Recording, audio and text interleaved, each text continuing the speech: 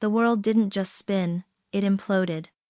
The shriek of tortured metal was still echoing in my ears, mingling with the sickening pop of the airbag, and the rush of my own panicked breath. My head slammed forward, then back, and for a long moment, all I could feel was a blinding white light behind my eyes, followed by an agonizing throb that pulsed through my temples.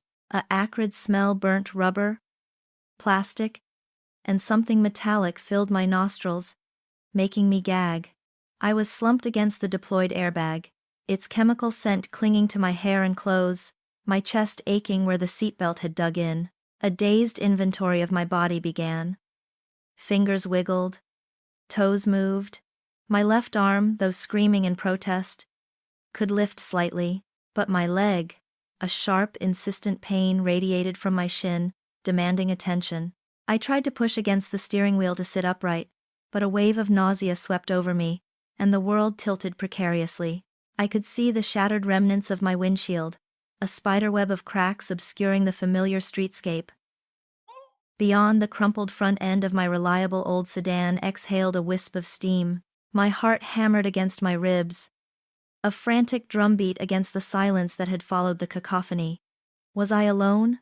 Was anyone else hurt? A flicker of movement to my right caught my eye. The car I'd hit, or that had hit me, a mangled blur of blue, but no shouts, no sirens yet, just the awful, ringing quiet. My hand instinctively fumbled for my phone, a lifeline in this sudden, violent solitude. It had been flung from the console, now nestled precariously in the passenger footwell, its screen miraculously intact. With a grunt of pain, I leaned over, my injured leg sending a fresh jolt of agony through me, and grasped it. My fingers, trembling, navigated to Tyler's contact. He had to know. He had to come. I hit dial, the soft electronic ring a stark contrast to the chaos that had just enveloped me. 1 ring. 2. 3.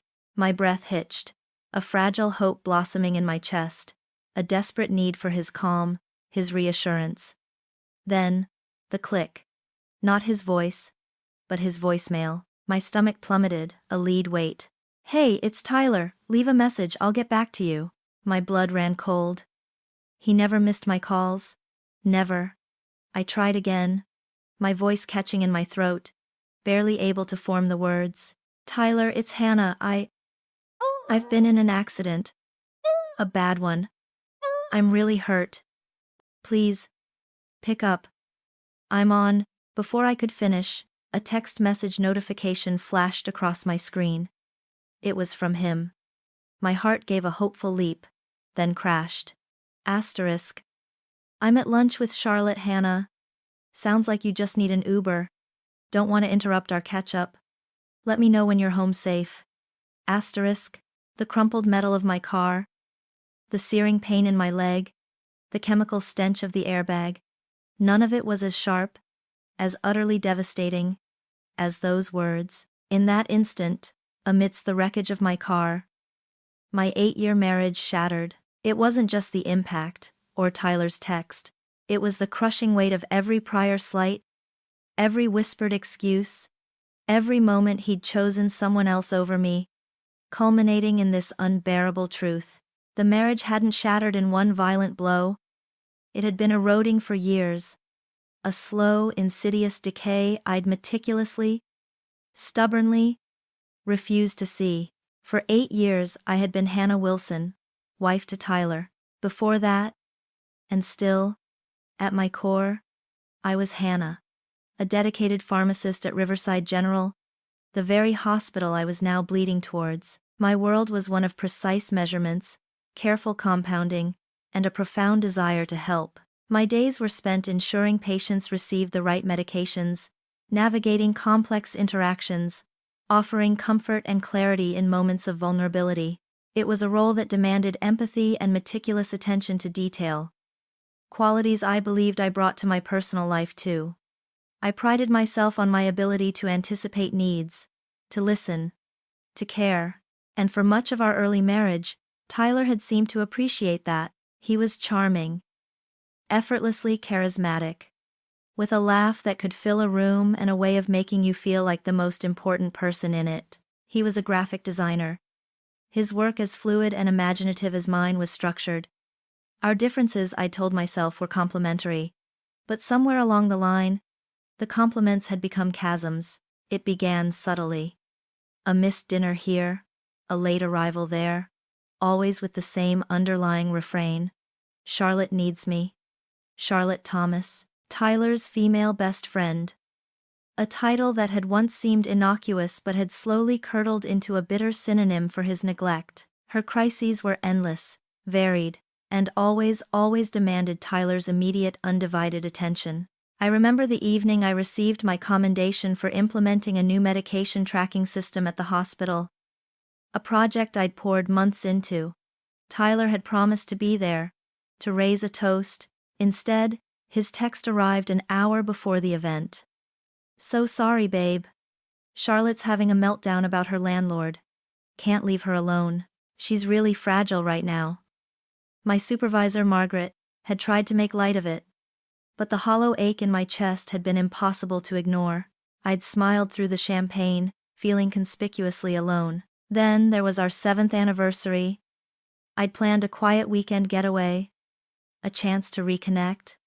The hotel was booked, reservations made for a quaint little restaurant by the lake. 2 days before, Charlotte's dog, Barnaby, had supposedly run away. Tyler was needed to help search, to console her. Our romantic escape became a solo trip for me to a silent house, while Tyler was out driving around with Charlotte, looking for a dog that, as I later learned from Mrs. Chin, our neighbor, had merely been at a doggy daycare for the weekend. I never confronted him about it.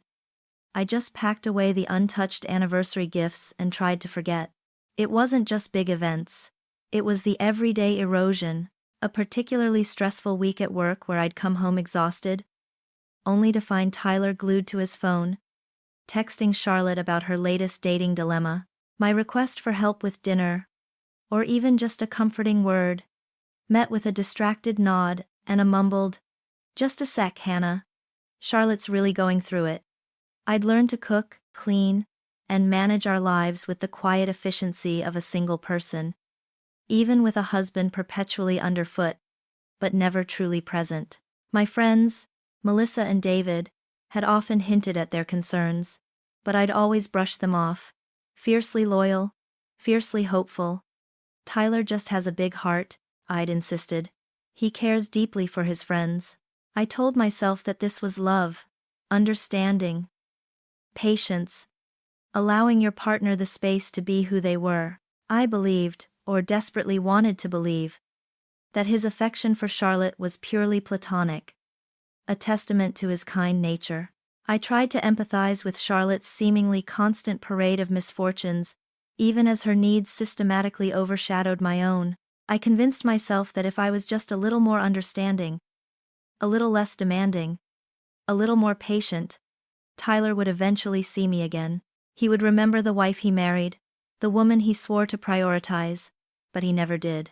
He just kept choosing Charlotte, leaving me to pick up the pieces of a life that felt increasingly secondary, increasingly invisible. The sting of that realization, once a dull throb, now pulsed with the raw agony of a freshly severed wound, brought into shocking clarity by the wreckage around me.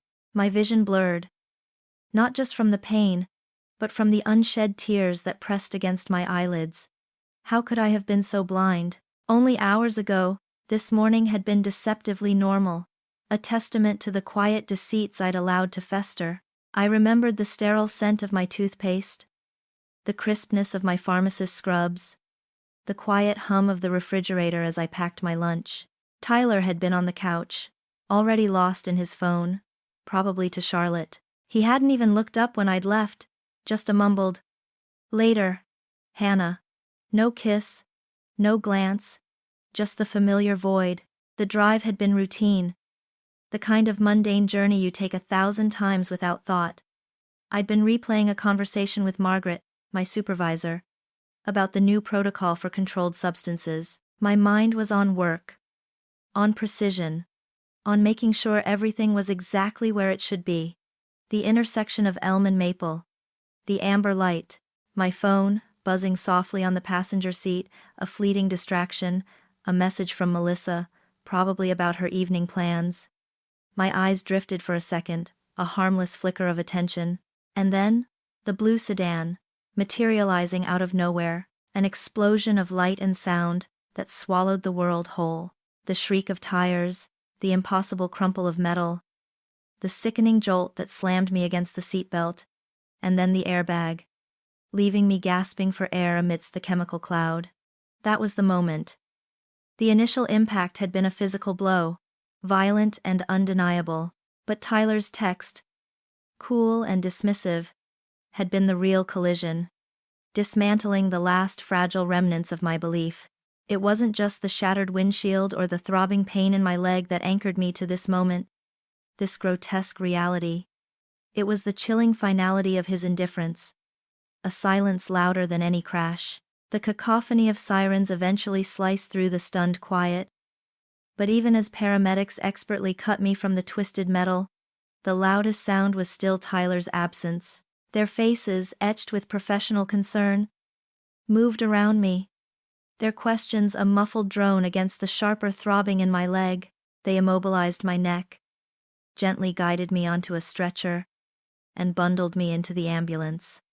The world outside blurring into streaks of red and blue light. Each bump in the road sent fresh spears of pain through my shin, but the emotional agony dwarfed the physical. I was being rushed to Riverside General, my own workplace. A place I knew intimately, yet felt utterly foreign and terrifying without him. The emergency room was a swirl of familiar faces and sterile smells, but for the first time, I was on the wrong side of the counter. Nurse Patricia, whose calm, efficient demeanor I'd admired for years, greeted me with wide, sympathetic eyes. "Hannah? My goodness, what happened?" she murmured, already scanning my charts, her touch gentle as she helped move me. "Where's Tyler?" The question hung in the air, a bell tolling my shame. He's at lunch," I managed, my voice hoarse, a pathetic excuse even to my own ears. Patricia's brow furrowed slightly, a silent judgment that spoke volumes. She offered a comforting squeeze to my uninjured arm, her gaze lingering a moment too long. "Well, don't you worry, dear. We'll take good care of you." Soon after, Dr. Webb, a perpetually jovial internist I often consulted, entered, his usual cheerful greeting replaced by a somber nod. "Hannah, I hear you had quite the ordeal. Your brother David is on his way, I've been told. Anyone else we should call?" He paused, his gaze pointed, waiting. I swallowed, the lie too bitter to taste. "No, Dr. Webb, just David." I didn't mention Tyler, couldn't. The very thought of him was a fresh wound. Between the assessments, the x-rays, and the cleaning of my lacerations, I clutched my phone, a foolish hope flickering. Maybe he'd call back. Maybe he'd realize the gravity of the situation. Every vibration sent a jolt of pathetic anticipation through me. But the calls I made went straight to voicemail. Then, the text started again. Asterisk. "Still with Charlotte. You really ought to be more careful, Hannah. Distracted much?" Asterisk. My fingers clenched around the phone, pain spiking through my knuckles. Careful? My world had just been torn apart, and he was blaming me. A few minutes later, another one. Asterisk. "Charlotte's having a tough time. Her dog ran away again. She really needs me right now. This is a bit much, don't you think?" Asterisk. My breath caught. Barnaby, the same dog that had supposedly gone missing on our anniversary, the one Mrs. Chin had seen at doggy daycare, he was using the same transparent lie, asterisk again asterisk, to justify his absence and dismiss my suffering. The audacity, the casual cruelty of it, hit me like a physical blow, worse than any impact from the accident. The crushing realization settled heavy and cold in my chest. He didn't care. Not really. Not about me. Not about my pain. Not about our marriage. His indifference wasn't just a pattern of neglect. It was a profound, fundamental void where his love should have been. Charlotte's supposed crisis was merely a convenient shield, a perpetual excuse for his utter disregard for my well-being. As Nurse Patricia gently applied a dressing to a gash on my forehead, her soft murmur of, "Poor dear, all by yourself," echoed in my ears. I wasn't just alone in this ER, I had been alone in my marriage for years. The accident hadn't broken my life, it had merely illuminated how broken it already was, and in that raw, devastating clarity, a fierce, cold resolve began to bloom. I wasn't just going to heal from the crash, I was going to heal from him, and for the first time in a very long time, I knew exactly what I had to do. Tyler wasn't just absent, he was willfully negligent, and I would make sure he knew the consequences of that choice. The cold resolve that had settled in my chest hardened into a definite purpose. My fingers, usually steady from years of precise measurements, trembled only slightly as I unlocked my phone again. Not to call Tyler, but to call 911. I explained, as calmly as I could manage through the pain, that I was in the emergency room following a serious car accident, and my husband, Tyler Wilson, had refused to come, stating he was at lunch at the Sterling Room. "I need an officer to go there," I said, my voice gaining strength with each word. "I need him informed, officially, about my accident and his negligence." A few minutes later, a young officer with kind but firm eyes, Officer Janet Morrison, approached my gurney. She listened patiently as I recounted the bare facts of the accident. The searing pain, the shock, and then the chilling nonchalance of Tyler's texts. I handed her my phone, open to his dismissive messages. Her gaze lingered on them for a moment, a subtle shift in her expression conveying quiet disapproval. "You want us to notify him there, ma'am?" she asked, her tone carefully neutral, yet with an underlying curiosity. "Yes," I stated, my voice clear and unwavering. "I want him informed, in person, in front of his friend." Officer Morrison nodded slowly, then turned. "Understood. We'll handle it, Miss Wilson. I'll be back to update you." The next hour was a blur of medical procedures, more X-rays, the quiet efficiency of the nurses, the persistent throbbing in my leg, but my mind was elsewhere, conjuring the scene unfolding at the Sterling Room. I pictured the elegant, hushed atmosphere, the clinking of silverware, the murmur of polite conversation, then, the crisp uniform of Officer Morrison, a stark intrusion, making her way through the tables. I imagined her stopping at their times table, the one Tyler would have chosen for its discreet corner or its view. Charlotte undoubtedly preening, Tyler probably mid-chuckle, oblivious. I could almost hear the sudden silence, the way heads would turn, the whispers that would ripple through the restaurant. Tyler, undoubtedly caught off guard, his perfectly coiffed hair perhaps a little askew, his charming smile fading into a look of confusion, and Charlotte, her face probably draining of color, her usual composed facade crumbling as the reality of the situation hit her like a punch. The thought, cold and merciless, brought a grim satisfaction. It felt like an eternity before Officer Morrison returned. Her uniform was still pristine, her expression still composed, but there was a faint, almost imperceptible glint in her eyes, a hint of professional satisfaction. "He was informed, Hannah," she said, her voice flat, yet carrying a weight I deeply appreciated. At the Sterling Room, during his lunch with Miss Thomas, I waited, hardly daring to breathe. "He was quite surprised," she continued, a faint smile playing on her lips. "And then, quite defensive. Said you were prone to overreacting and that he'd already told you to call an Uber, claimed you were just trying to make a scene." Her report was concise, factual, yet painted a picture more vivid than any camera could capture. My stomach clenched, not with pain, but with a renewed surge of bitter anger. Asterisk. Overreacting? Asterisk. My car was totaled, my leg throbbing, and my life had just irrevocably shifted, and he dared to call it overreacting? The sheer audacity, the unadulterated narcissism, was breathtaking. "And Miss Thomas?" I managed to ask, my throat tight.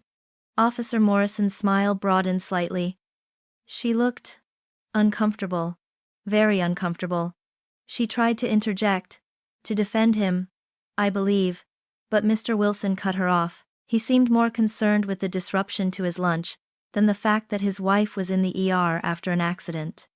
She paused, then added, her voice dropping to a low, confidential tone, "Let me just say, Miss Wilson, your husband made quite the impression on the entire restaurant.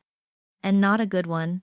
The image of Tyler, exposed and flustered, his carefully constructed persona of the caring friend and successful professional, crumbling under the harsh glare of public judgment, filled me with a perverse sense of victory. It wasn't the heroic embrace I'd once dreamt of, nor the tearful apology I might have, in my weaker moments, still wished for. It was better, it was public. It was humiliating. And for the first time in a long time, the pain in my leg felt almost secondary to the surge of potent, righteous fury that now coursed through my veins. He had made his choice. Now he would face the consequences. The satisfaction, fleeting though it was, cleared the fog from my mind, leaving a singular, urgent thought. David, my younger brother, my rock, the one person who had always seen through Tyler's charming veneer and patiently waited for me to catch up. He wouldn't offer platitudes or try to mediate. He would simply act. With trembling fingers, I found his contact and hit dial. A different kind of hope, raw and fragile, flickering within me. "Hannah? What's wrong? You sound awful." His voice, though laced with immediate concern, was as steady and grounding as ever. I choked back a sob. The dam I'd held so tightly for hours finally beginning to crack. "David," I whispered. The word a lifeline. I've been in an accident.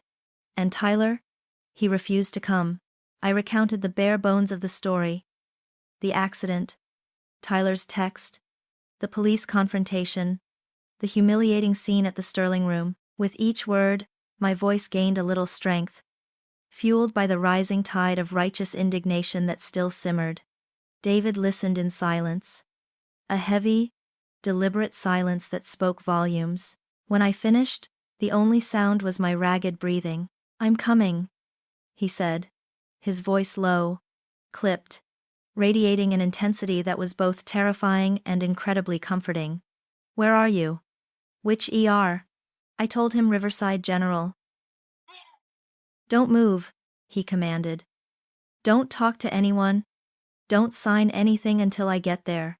And don't you dare even think about calling that bastard." He arrived less than 30 minutes later, striding into the ER like a force of nature, his usually easygoing face set in a grim mask. He was younger than me by 5 years, a litigator with a sharp mind and an even sharper sense of loyalty, especially when it came to his big sister. He bypassed the front desk, his eyes scanning the bays until they landed on me. "Hannah." He was at my side in an instant, his large, warm hand enveloping my uninjured one. His gaze swept over my bandaged forehead, the sling on my arm, the swelling on my shin that throbbed insistently beneath the thin sheet. "God, Hannah. What did he say? Asterisk." His voice was barely a whisper, thick with a mix of fury and pain that mirrored my own. I pulled out my phone, displaying Tyler's texts.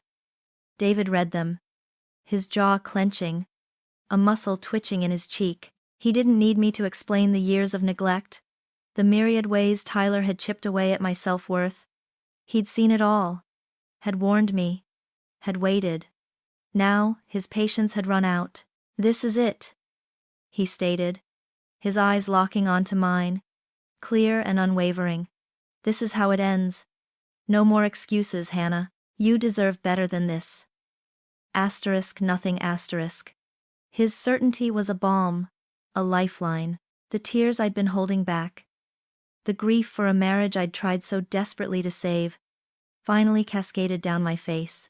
David didn't try to stop them. He simply pulled up a chair, squeezed my hand, and let me cry. His presence a solid anchor in my unraveling world. "We're getting you out of this," he said softly, once my sobs had subsided into sniffles. "Tonight, We start. I'm calling a lawyer first thing in the morning.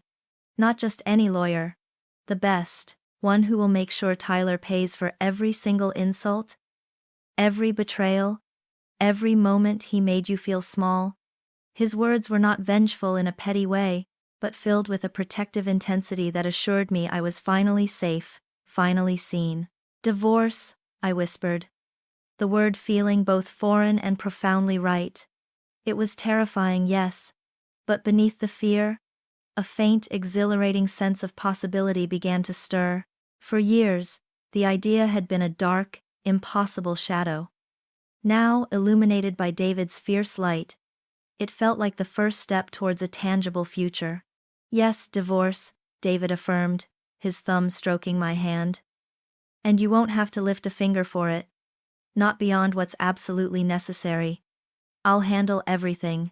I'll make sure your finances are protected, that you get what you deserve. And Tyler, he won't know what hit him. We talked for what felt like hours.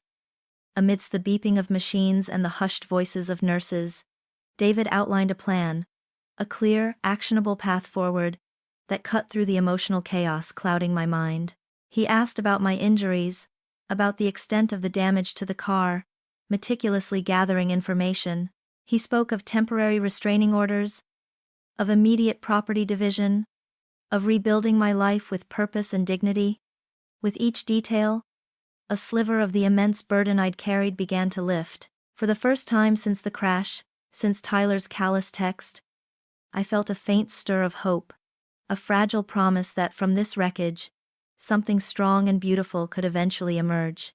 I wasn't alone anymore, not really.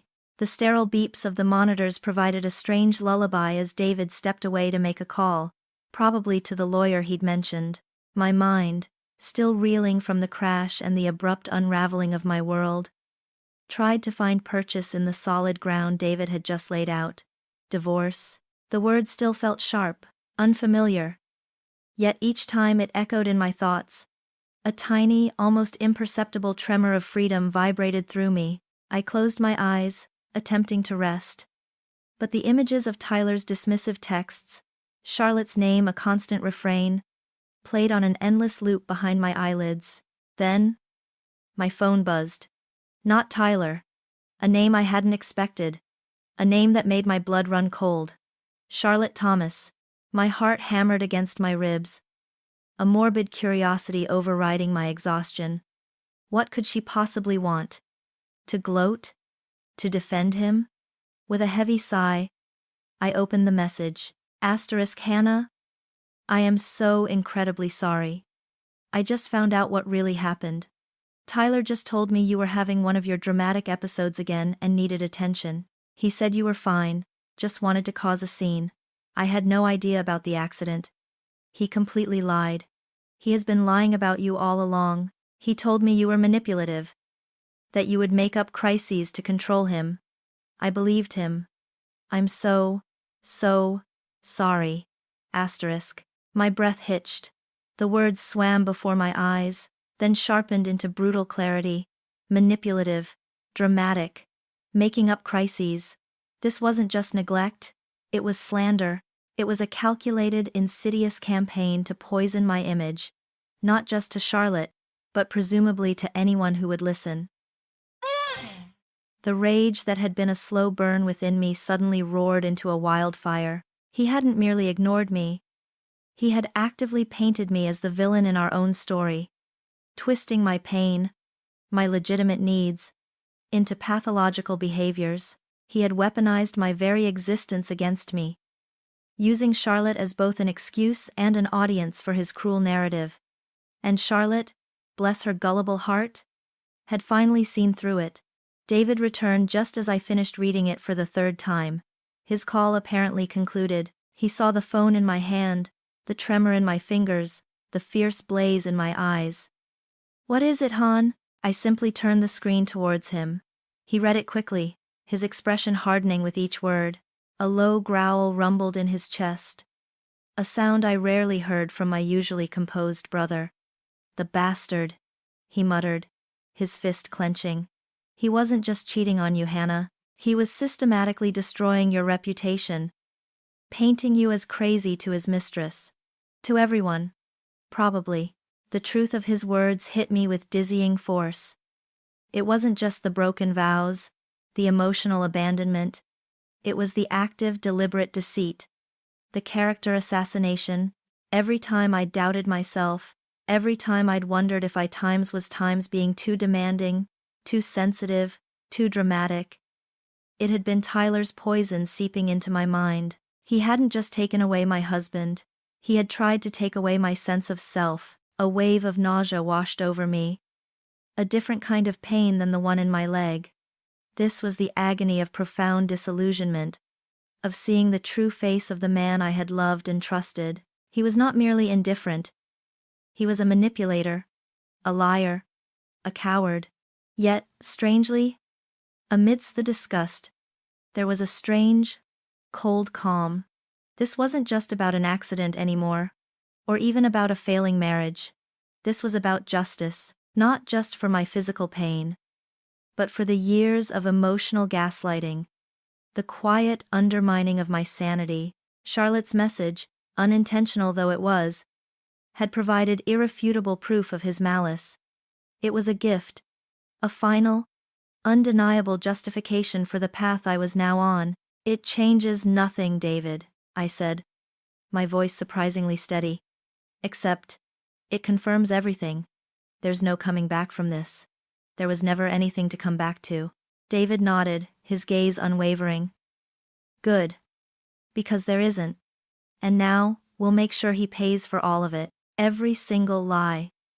He reached for my hand again, and this time, the squeeze was a silent vow, a shared resolve. The faint tremor of possibility I'd felt earlier solidified into an unshakable determination. Tyler Wilson had just sealed his own fate. And mine. And I was ready for it. The resolve David and I shared was the fuel that got me through the next few hours in the ER. Dr. Webb, Nurse Patricia, and even Margaret, my supervisor, stopped by. Their concern genuine. Their questions about Tyler pointedly left unasked after David's terse explanations. He handled my discharge papers with the efficiency of a seasoned lawyer, arranged for a temporary wheelchair, and ensured I had all the necessary prescriptions, dispensed by my own staff, whose sympathetic glances were almost as painful as my throbbing leg. "We're going straight home, hon," David had said, guiding my wheelchair to his car. First thing on the agenda, new locks. Already called a locksmith. He'll be there by the time we arrive. I blinked. A wave of apprehension and fierce anticipation washing over me. Already? The speed of his actions was almost dizzying, yet profoundly reassuring. Absolutely, he affirmed, securing my chair in his spacious SUV.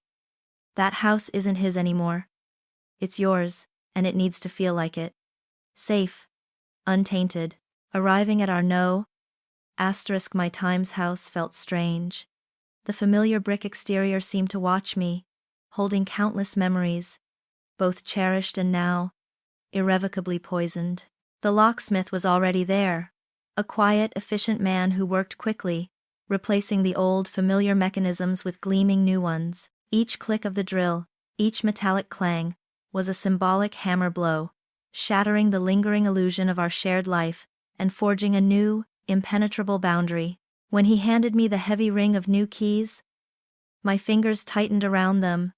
This wasn't just metal. It was control. It was security. It was times mine asterisk. With the sanctuary secured, David turned his attention to the next, more daunting task. Tyler's belongings.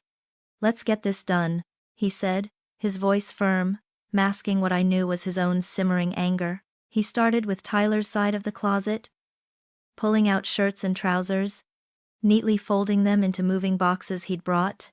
I sat on the edge of our bed, my injured leg propped up, my sling a constant reminder of the day's trauma. Watching him work, each item Tyler owned seemed imbued with a silent history, a ghost of the man I thought I knew.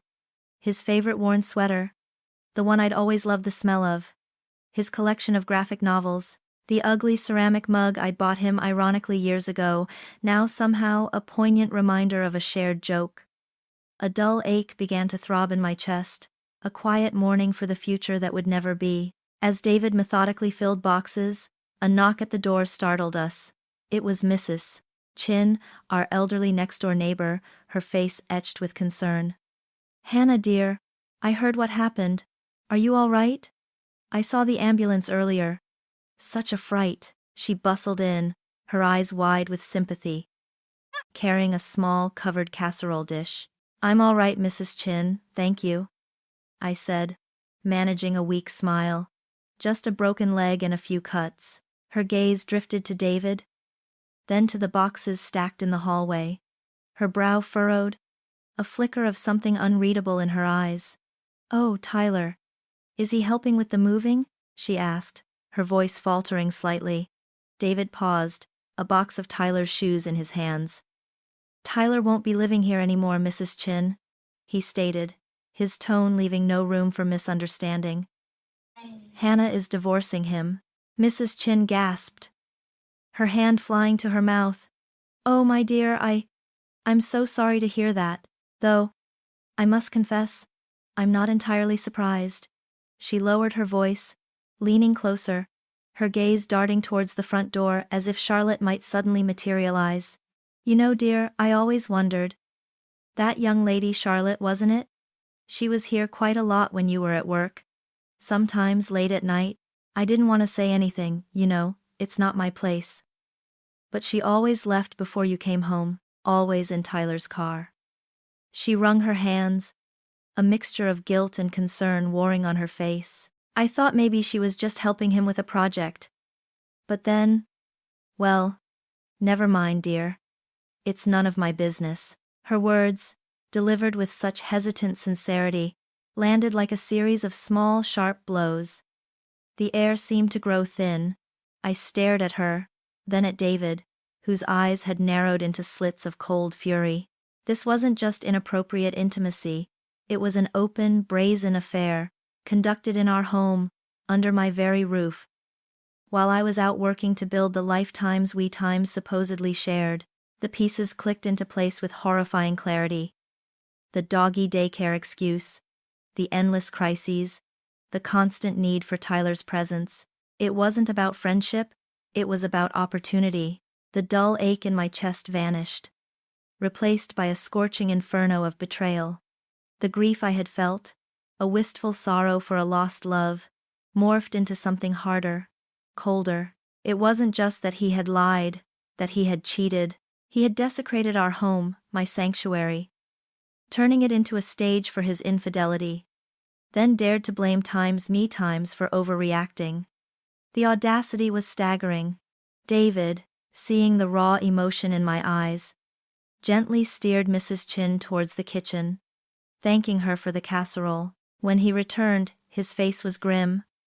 "Hannah," he began, but I cut him off, my voice surprisingly strong despite the tremor in my hands. "No, David. It's fine. It's actually good." The words felt strange, twisted, but profoundly true. This new layer of betrayal, this blatant disrespect, stripped away any lingering doubts, any shred of sentimentality I might have clung to. My love for Tyler hadn't just died. It had been actively murdered, piece by his own deceit. The anger, sharp and potent, was no longer a destructive force, but a transformative one. It wasn't dissolving me, it was forging me anew. I looked around my house, no longer a place of broken promises, but a canvas awaiting a new vision. Tyler's items, once poignant reminders, were now just clutter, physical manifestations of a past I was determined to erase. This wasn't just reclaiming my space, it was reclaiming myself, and with David by my side, I felt an unshakable resolve to do just that. 2 days later, the doorbell chimed with an unfamiliar, tentative hesitancy, a stark contrast to the usual confident ring of a delivery driver, or the boisterous knock of David. I was in the living room, my leg propped on a cushion, a paperback open on my lap, though my eyes hadn't processed a single word for the last 10 minutes. David, ever vigilant, rose from the kitchen table where he'd been making calls. He exchanged a knowing glance with me, then walked towards the door, his posture radiating a quiet, unyielding authority. Through the frosted glass panel, I saw two figures. One was distinctly Tyler, though he looked like a ghost of the man I had married. Beside him stood Eleanor Wilson, his mother. Her perfectly coiffed blonde hair and impeccably tailored suit a jarring contrast to the grim reality of the situation. David opened the door, stepping aside just enough to allow them entry, but effectively blocking any immediate advance into my time's home. Tyler entered first, and my breath caught. The arrogant swagger, the confident glint in his eyes, the carefully cultivated charm, all were gone. He was pale, his shoulders slumped, and there were deep, bruised circles under his eyes. His usually immaculate clothes were rumpled, his hair unkempt, as if he hadn't slept or cared to look in a mirror for days. He looked small, defeated.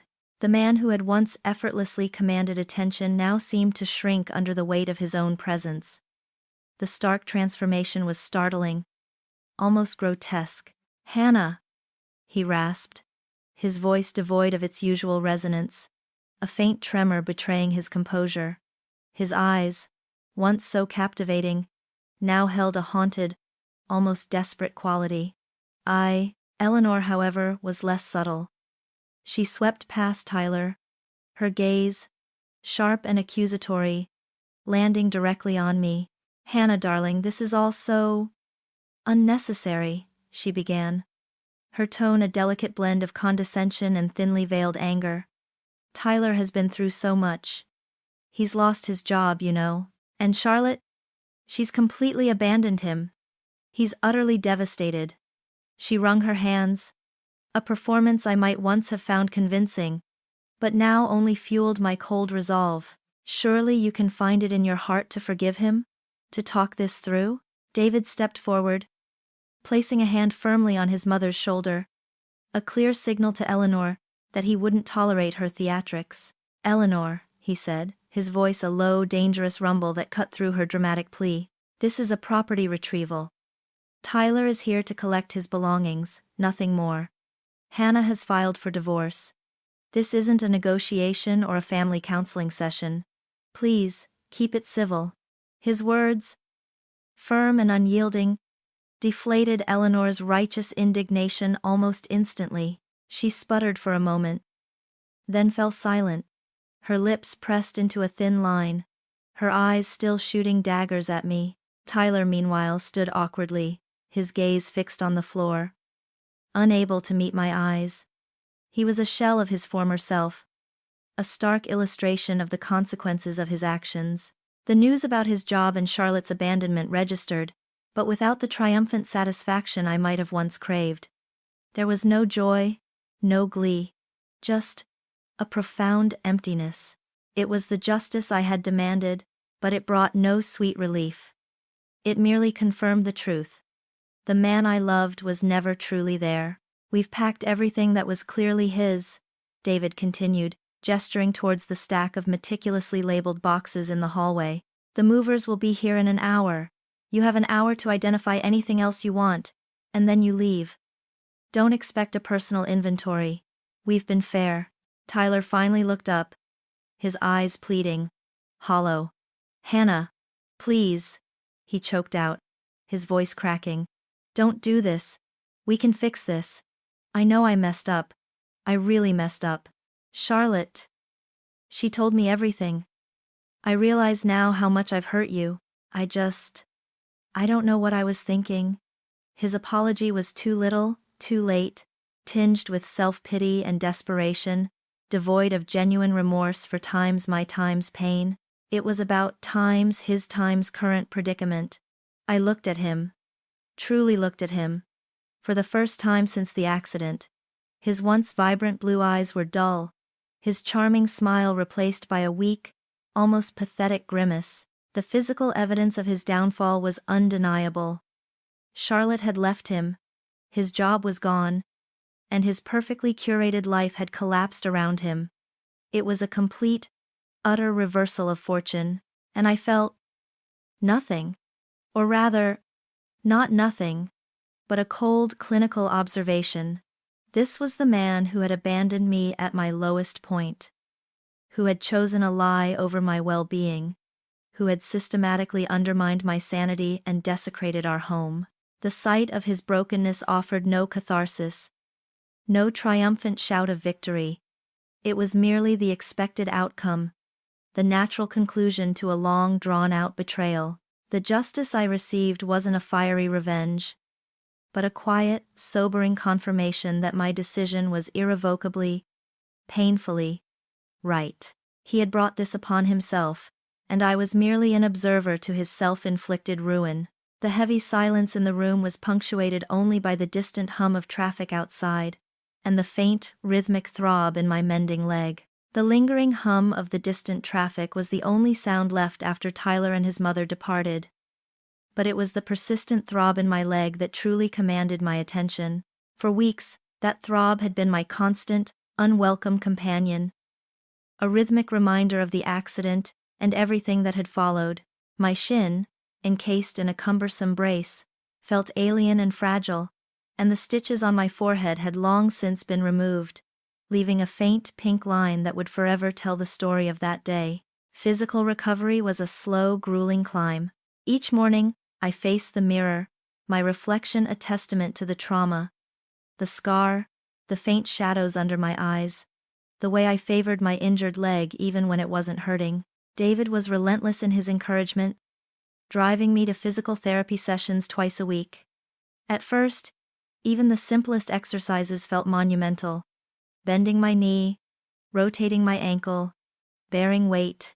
The pain was sharp, insistent, but I pushed through it, fueled by a quiet determination.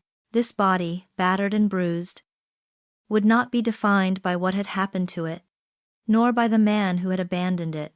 Each small victory, walking a few more steps without my crutches, climbing a single stair unaided, felt like a profound act of defiance. The house, once a battleground of quiet resentments, was slowly transforming into a sanctuary. With Tyler's belongings gone, the rooms felt lighter, airier, imbued with a fresh sense of space. I began to rearrange furniture, to bring in new plants, to infuse the space with my own taste. No longer compromising, no longer accommodating. It was a tangible manifestation of the changes happening within me. After nearly 2 months, Dr. Webb cleared me for a gradual return to work. The thought of stepping back into Riverside General, not as a patient, but as the capable pharmacist I once was both daunting and exhilarating. My first day back was a mix of relief and trepidation. My legs still protested, and the mental fog that often accompanied physical pain made concentrating difficult. But the familiar scent of antiseptic, the quiet hum of the dispensary, the organized rows of medications, it was all profoundly grounding. Margaret, my supervisor, greeted me with a warm, genuine hug. "Hannah, we've missed you. Take it slow, dear. We're just happy to have you back." She had been incredibly understanding throughout my ordeal, offering flexible hours and a modified workload. Melissa, my coworker and friend, was equally supportive. She stocked my workstation with my favorite tea, brought me lunch, and listened patiently as I recounted snippets of my journey. Her outrage at Tyler's actions, a comforting affirmation. "He's a fool, Hannah. A complete and utter fool," she'd say, shaking her head.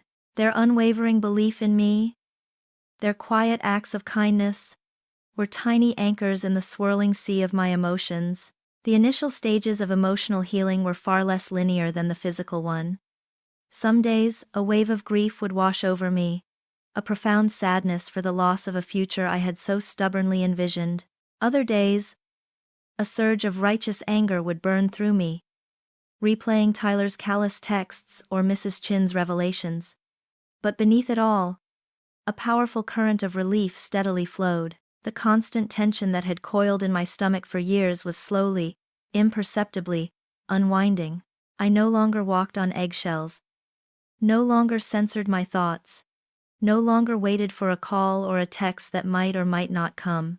I spent my evenings in quiet introspection, often curled on the sofa with a book, or simply staring out the window, watching the world move on. The silence, once suffocating, was now a balm, a space where I could simply times be asterisk. I started a new routine. Early morning walks, a deliberate focus on healthy meals, journaling my scattered thoughts and feelings. There were still moments of profound sadness, yes, but they were no longer all-consuming. They were interspersed with glimpses of peace, fleeting moments of pure, unadulterated freedom, the quiet joy of a cup of coffee enjoyed in solitude, the satisfaction of a task completed at work, the easy laughter shared with David. These were the nascent threads of a new life, slowly but surely weaving themselves into a tapestry of my own design. The journey was long, but for the first time in a long time, I felt truly, authentically, on my way. The quiet joy, the burgeoning peace. They were no longer fleeting glimmers in the wreckage. They had begun to knit themselves into the fabric of my days, finding their most profound and tangible expression within the walls of my apartment. This space, once a stage for silent compromises and an echoing testament to Tyler's chronic absence, had finally become truly, wholly mine. Each morning, I would wake up to the sunlight filtering through windows that now displayed my chosen curtains, not his. The scent of fresh coffee, brewed just for me, filled a kitchen where I cooked meals I genuinely enjoyed, without the silent pressure of catering to someone else's unpredictable tastes or late arrivals. I found myself lingering in rooms, appreciating the stillness, the quiet hum of my own existence. The decision to repaint the living room a vibrant cerulean, a color Tyler had always dismissed as too bold, was a small act of rebellion, yet it felt monumental. Every brushstroke was a reaffirmation of my taste, my desires, my sole authority. I rearranged the art, bought new pillows, even invested in a plush rug for the bedroom, transforming it from a shared space of increasing emotional distance into a genuine sanctuary, reflecting only times me asterisk. It was more than decor. It was a physical manifestation of my mental liberation, each choice a whisper of, I deserve this. With each passing week, my confidence bloomed. A slow but steady ascent from the rubble of my past. I noticed it in small ways, the way I held my head higher, the newfound clarity in my voice when I spoke, the easy smile that reached my eyes without effort. The need for external validation, once a constant, gnawing hunger, had receded, replaced by a quiet internal affirmation. I no longer spent precious mental energy dissecting every interaction, wondering if I had said the right thing, or if I was too much. My independence wasn't just about living alone. It was about thinking alone, deciding alone, and thriving alone. It was about rediscovering the Hannah who existed before Tyler, and building a stronger, wiser version of her. I looked back at the woman I had been, the one who tried so hard to be easygoing, understanding, not dramatic. I saw how I had systematically shrunk myself, making myself smaller to fit into the hollow space Tyler had carved out for me. I had prioritized his comfort, his needs, his fragile ego over my own well-being, rationalizing his neglect as a testament to my own patience and love. The toxic marriage wasn't just his doing. My willing participation in that dynamic, my desperate hope, had prolonged it. I now understood that my empathy had been weaponized against me, my patience interpreted as weakness, my resilience taken for granted. The red flags once blurred by my fervent desire to see the best in him, now stood stark and undeniable in the rearview mirror of my memory. His constant need for Charlotte's crises as an excuse, his subtle blame-shifting, his avoidance of any difficult conversation. The lessons were brutal, yet invaluable. This newfound clarity informed every aspect of my life, especially my commitment to self-care and setting boundaries. My morning walks weren't just for physical therapy. They were sacred rituals of self-communion, moments to connect with my own thoughts, to breathe, to simply times be asterisk.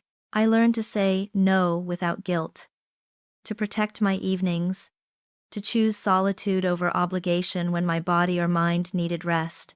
I ate nourishing foods, started a gentle yoga practice, and rediscovered the joy of losing myself in a good book. I was meticulously tending to my own garden, ensuring its soil was rich, its boundaries well-defined, and its blooms vibrant. The idea of dating, once a distant, terrifying prospect, now seemed less about finding a partner, and more about defining who times I times was first. I wasn't just healing. I was becoming whole, unburdened by the need for external validation, armed with a deeper understanding of my own worth, and a fierce commitment to protect it. My footing was solid, and the path ahead, though still unknown, felt exhilaratingly, wonderfully mine. That unwavering sense of ownership, a profound shift from the brittle hope I'd clung to for so long, had blossomed into an authentic, quiet happiness. It wasn't the giddy, fleeting joy of youth, but a deeper, more resonant contentment that settled in my bones. The apartment was more than a sanctuary. It was a canvas where I painted a life entirely of my choosing. Each day was a deliberate act of self-care and self-discovery. From the unhurried mornings filled with the aroma of my own coffee, to the quiet evenings spent nurturing newfound interests, I'd started painting again, abstract canvases bursting with the cerulean and deep greens Tyler had once deemed too much. They were vibrant, imperfect, and intensely times mine. The physical scars, once badges of trauma, had also begun their metamorphosis. The faint pink line on my forehead, almost invisible now, no longer felt like a reminder of the crash, but a subtle marker of survival, and the scar on my shin, a jagged testament to the twisted metal and surgical skill, had become a powerful symbol.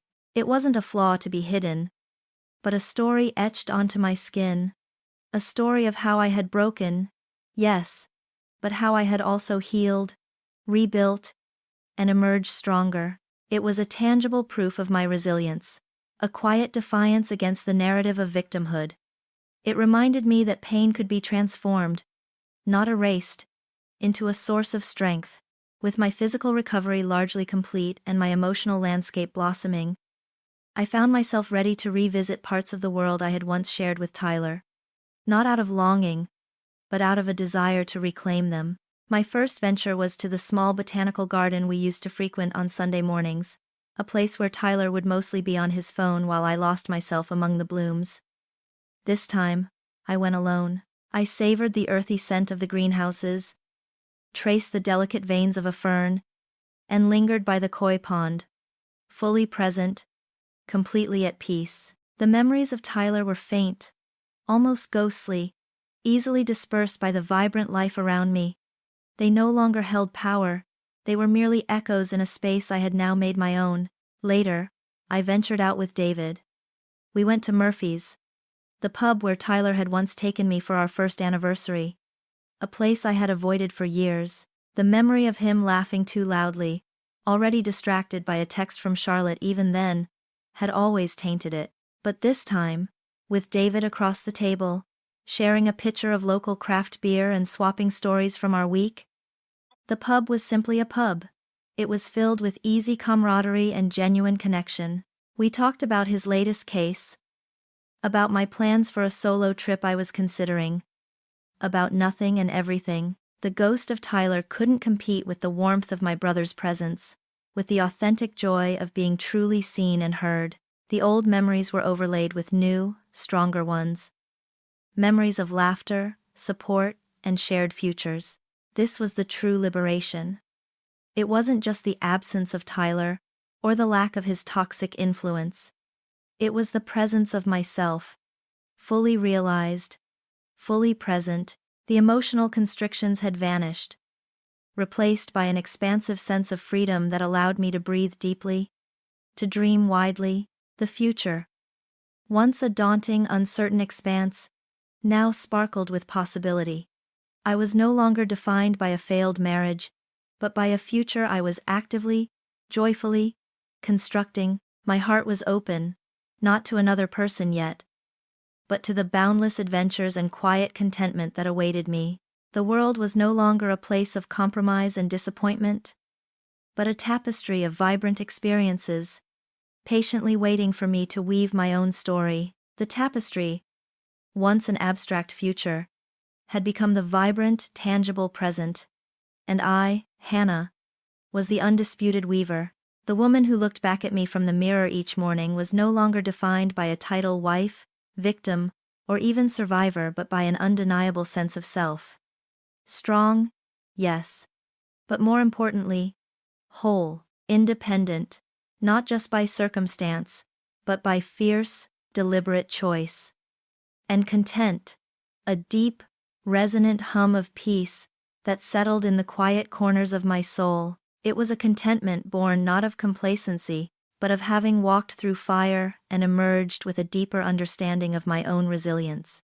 My scar, a faint line on my forehead, was a whispered reminder of the day my old life ended, but it was the quiet strength that now resided in my gaze that truly told the story of my rebirth. I had learned to trust my own judgment, to value my intuition, and to protect my boundaries with an unwavering resolve. The days of second-guessing, of contorting myself to fit into someone else's narrative, were thankfully long behind me. Forgiveness was a journey, not a destination. I found myself forgiving the younger Hannah who had clung to a broken marriage, who had ignored the obvious, who had mistaken patience for self-erasure. It was a gentle, necessary absolution, allowing me to shed the weight of self-blame. As for Tyler, the anger had long since cooled, replaced by a profound indifference. He was a chapter closed, a lesson learned. True forgiveness, I realized, wasn't about excusing his actions, but about releasing their hold on my peace. It was about severing the last, invisible threads that bound me to his cruelty. Not for his sake, but for mine. His apologies, offered in desperation, were meaningless. My peace was paramount. The greatest triumph wasn't found in Tyler's downfall or Charlotte's belated confession, but in the quiet, daily act of choosing myself. It was in the joy of designing my own life, brick by brick, moment by moment.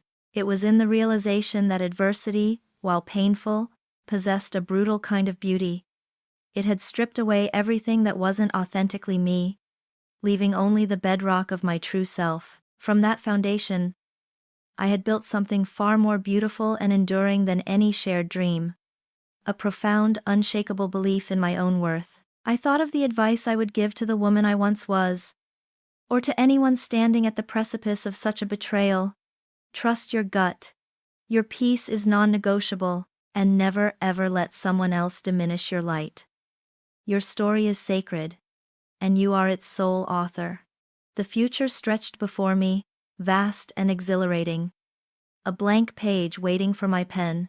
There were no grand pronouncements, no dramatic declarations, just the quiet confidence of a woman who had navigated the storm, rebuilt her vessel, and was now charting her own course under a clear, open sky. I didn't know what adventures lay ahead, what new connections I would forge, or what quiet joys awaited, but for the first time in a very long time, I knew with absolute certainty that whatever came, it would be a future I alone controlled, a future written entirely by me, and that, in itself, was everything.